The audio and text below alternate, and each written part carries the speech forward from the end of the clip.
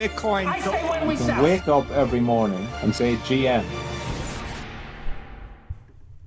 GM. GM. All right. It is Wednesday, 12th of Feb. Let's go. So, quiet market.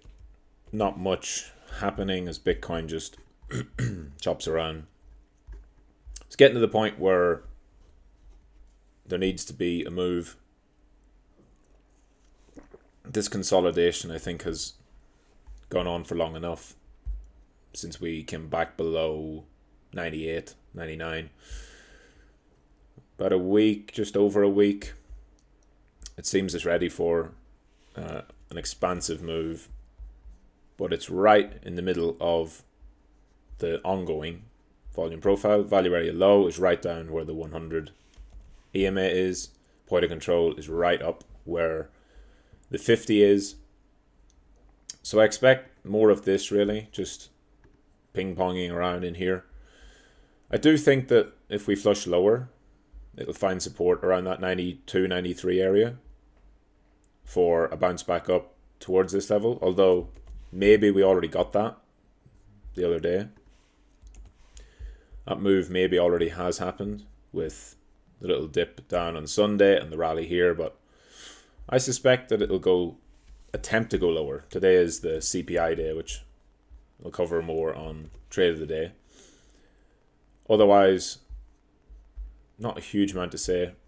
Build up of open interest on build up of OI on Bitcoin with future CVD negative. So clearly, shorts building up into the lows here, shorting all the way down, right to the very bottom, and some of that getting squeezed here on this first little push that you see. So there's fuel there. If there is a reversal today, there is definitely fuel to squeeze shorts higher. However, squeezing not something that happens immediately. And typically when you see something like this, such a large one-sided move, it's not like your average degen that's shorting, right? It's like somebody with significant sway in the market.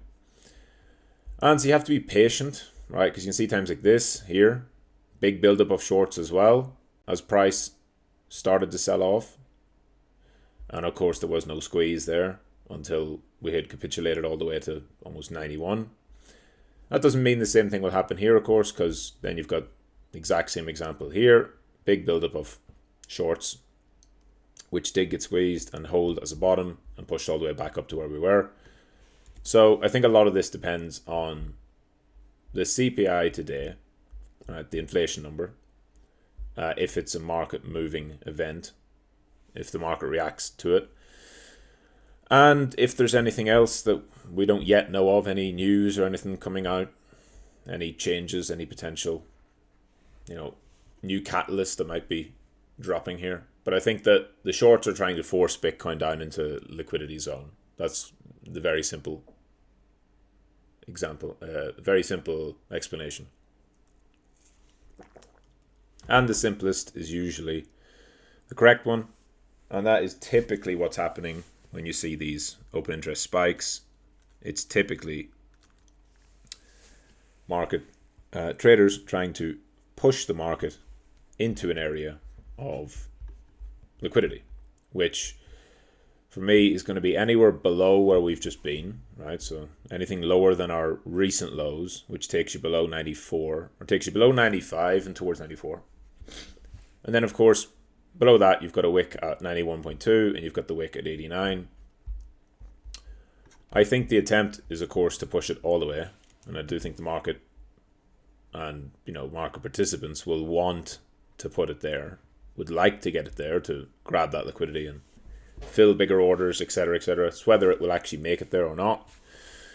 This current distribution that we're in, which you would class as a distribution because of the two failures to go higher, or the two moves higher that both resulted in failures, with the volume profile having a distribution where we are currently below the POC. And that means, of course, that any lower we move, it further confirms that buyers are trapped more than sellers because of what we're seeing here on the volume profile. So all of that, I think, is an attempt to make people panic and puke. There are Bitcoin positions below 89. Again, I'm not calling for 89 or saying it's going to happen. I'm just saying that I think that's what's being attempted. I think that is where the market's trying to go. You've seen everything else capitulate, pretty much every altcoin, with bigger sell-offs and large leverage wicks, and that's why you saw Total 3 with this huge wick to the downside. And individual alts, obviously same thing, whereas Bitcoin didn't, and Bitcoin is the last one to drop. It hasn't dropped yet, it's holding up, and I think that the market then will see that. And of course, as it has done, everybody rushes over to say it's all about Bitcoin, Bitcoin's the best, and if everybody piles onto the same side of the boat, it leaves it a little bit potentially imbalanced. So we'll see. I also don't see this as being a particularly terrible chart, considering it's a consolidation. The longer you stay around here, the more likely it is that we will then find support and squeeze those shorts up, and once you start getting back above 100 again, everything changes, and suddenly, we're back. We're so back. If we go above 100 again, will be the motto, of course. So we'll see. I don't think it's going to get there because it's tried 1, 2, 3, 4, 5 times and isn't able to break above. So there's clearly something stopping us from getting above 100 at this point, just simple resistance. And question then is, have we gone low enough for that to be an area where we can reclaim? I would guess not. Seems like the market wants to go lower, but we'll see. As for the rest of the market, or let's look at just ETH and Sol. Just in this slow process of trying to find some kind of bottom. Question with ETH is, how much of this wick does it need to backfill? Like, how much of it is it going to retest? This is a setup that pretty much always does lead to some kind of bottom. When you have these major collapse, these major capitulations, like you saw it over here, right, it led to the bottom. But you see it all the time. Except when you're in the middle of a bear market, like this, right? We have the collapse and it ends up going lower before the eventual bottom.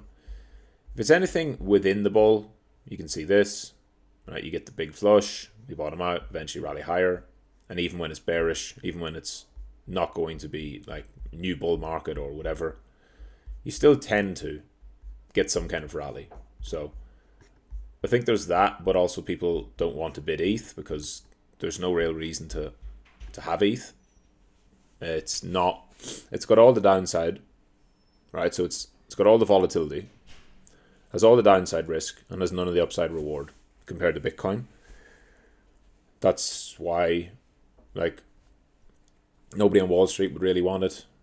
Certainly if they're not basing it off of any kind of measures of risk-adjusted returns or volatility. Why would you? Because if Ethereum, has annual volatility of 70%, which it does, but its upside is not like Bitcoin's, right? Bitcoin 50 to 60 vol, but also has pulled like 5x, 6x nearly off the 2022 lows, whereas Ethereum is like 2x, sort of, it's doubled, 2.5 maybe, 150% up in 2 years, more than 2 years, 2.5 years, with massive volatility in between. It's just a hard thing to own. So then you look at it purely as a trade function of when does it become oversold, which is probably somewhere around here. You're going to see some kind of bounce.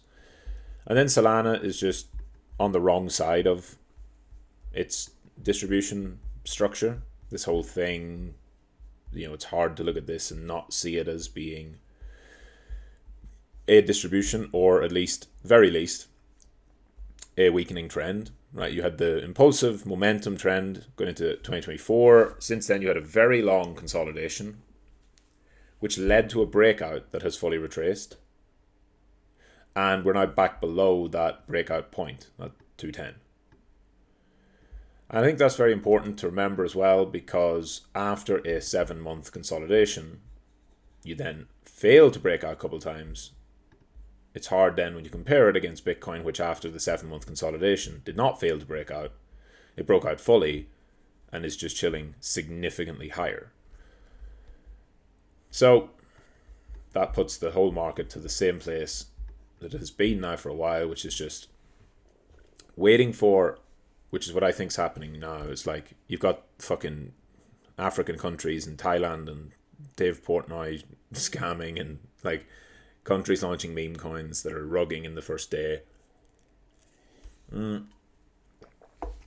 I think that what you need to see is some kind of reset of sentiment. Sentiment's bad, don't get me wrong. Like, sentiment's terrible. Sentiment's some of the worst it's been. But then there has to be some kind of... Usually there's some sort of either price-based capitulation, which I think we've already had, as you saw last week. And then some kind of time-based, where it just, stays shitty for a month or two and people give up and they get bored and they leave. Right? And that's where the people who don't give up and get bored and leave, that's where they benefit, that's where they win. And then at that point, when you have this truly, it's over, there's nothing to even be excited about, it's all total shit, that's when we eventually rise back and there's some new trend, some new tech, some new wave of whatever. And I think that'll come. But probably it gets worse before it gets better, which is sort of the motto I've had for 2025 since the beginning. In January, I mentioned it. Probably things get worse before they get better in 2025. Because if you remember, coming into the year, there was a lot of very high expectations. Rightly so. For the year, I think the expectations are still good for Bitcoin. I think that alts is obviously a mixed bag, but the last shoe to drop, right? The final thing would be if Bitcoin goes below these lows. To me, that would be like, at that point, everything's shit in terms of the market's view. And of course, I'm not saying it's just going to drop here today. Don't fucking short Bitcoin because of this stupid arrow. But if Bitcoin went down there and was below this level, then that's it, right? And that's it. Everything's bad. Every altcoin's bad. And even the one that, we're holding on to hope here because Bitcoin's good, then Bitcoin's bad. And that is actually the moment of peak opportunity. So that's why I think that the market is going to try to do that. Bitcoin's going to try and go there. You can see those shorts building up. They're probably trying to force liquidation cascades to push it there. Is it going to make it or not? Don't know. We'll see. Time will tell. If Bitcoin makes its way through this range and it fails to go lower and just remains stubborn and sticks around, then you'll just see it break out like that. And there won't be any need to sweep the lows. It will just keep grinding its way through here until the next major catalyst, whatever it is, that's able to take us higher. So we'll see today with these shorts. I'll talk a bit more about this on Trade of the Day. But that is daily levels. GM. GM, GM, GM.